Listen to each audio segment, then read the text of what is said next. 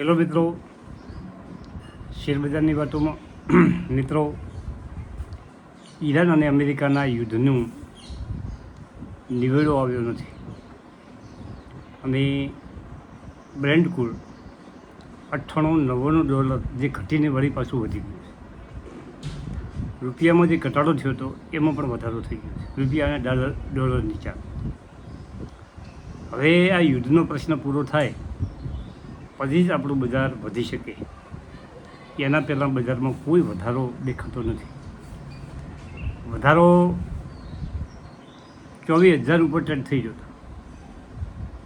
સરસ 300 point Nifty વધી હતી. એક સારા સમાચારને કારણે કે યુદ્ધની મોટાભાગની ડીલ ઈરાન સ્વીકારી લેશે.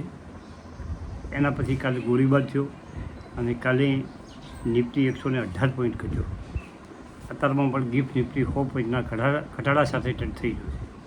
મિત્રો, હવે જો બજાર ઘટે, યુદ્ધ તો સમાપ્ત થવાનું છે 101%. આજ થાય, 15 દિવસ પછી થાય, મહિના પછી થાય, યુદ્ધ બંધ થવાનું છે. કોઈને યુદ્ધ કરવું પાડવું એમ નથી. પરંતુ જો ઘટે તો અમુક જે કંપનીઓ છે એ કંપનીઓમાં તમે નજર દોડી શકો છો.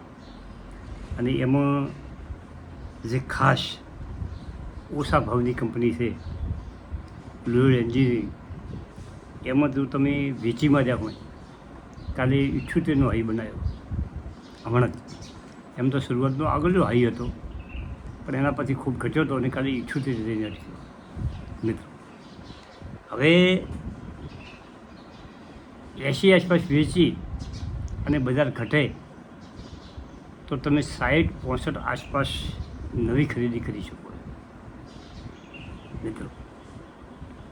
અને એપોલો માઇક્રો જે ડિફેન્સનો શેર છે એ 408-10 ચાલ્યો, કાલે 26 ઉપર હાઈ બનાવ્યો હતો. પણ એ તમે 350 જાય, 380 થાય તો એમાં પણ તમારી લોંગ ટર્મ માટેની પોઝિશન બનાવી શકો છો. ત્રીજી કંપની છે પારસ ડિફેન્સ.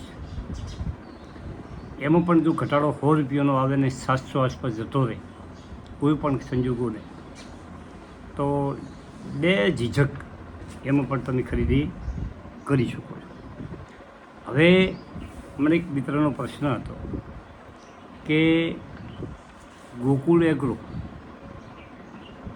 અને ગોકુલ રિફાઇનરી આ બે અલગ કંપનીઓ છે મિત્રો.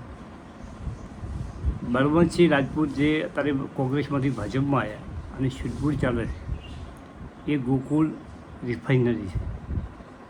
અને ગોકુલ એગ્રો જે 200 ઉપર ચાલે છે એ ગોકુલ એગ્રો. બે કંપનીઓમાં થોડોક અભ્યાસ કરી અને આપણે વિડીયો બનાવીશું મિત્રો, જો એમાં કોઈને રસ હોય તો. જે ગોકુળ એગ્રો છે એ કંપની બહુ સારી ચાલી છે. બેમાંથી કઈ કંપની લેવી, કઈના પરિણામે કેવા મજબૂત છે, શું છે, એની પર ડિટેલમાં ચર્ચા કરશું. હવે સમય એવો આવે છે અમુક સમયે કે સારી કંપનીઓ તો મને અડધા ભાવમાં મળતી હોય છે, પણ સમય કોઈની રાહ જોતો નથી, બરાબર. અને વળી બજાર કોઈ સારા કારણો મળી જાય તો બજાર ધમધમાટ વધવા મળે.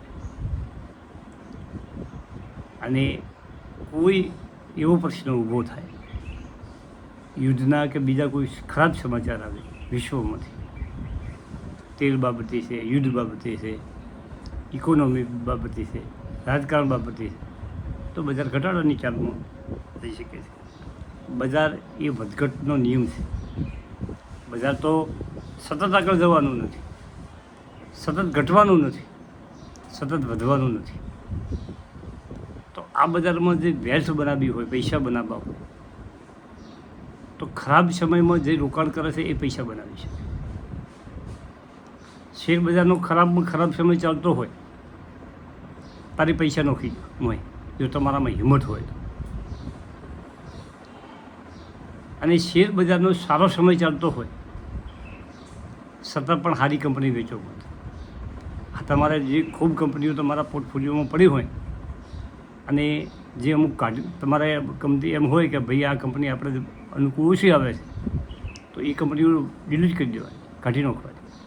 પરંતુ સારી જે કંપનીઓ છે, જે ખૂબ બેનિફિટ આપ્યું છે અને સારી ક્વોન્ટિટીમાં તમારા પાસે શેર પડ્યા છે, એ શેર જો તમે વેચી માર્યા તો તમે બીજી વખત નહીં લઈ શકો એટલા છે. મિત્રો, આ શેર બજાર છે, મોટી લાલચ જાગે છે. મેં તો એક વિડીયોમાં એવું પણ કીધું હતું કે થોડા નફા સારું થઈ અને સારી કંપની ખોઈ ગયો. થોડા નફા સારું સારી કંપની આપણે ખોઈ બેસે છે.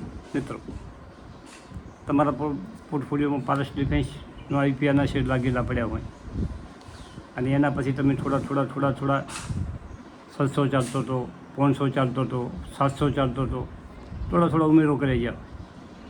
આજે 880 ઉપર ખાલી હાઈ બનાવ્યો. કંપની છે, વળી પાછો ઘટાડો આવે.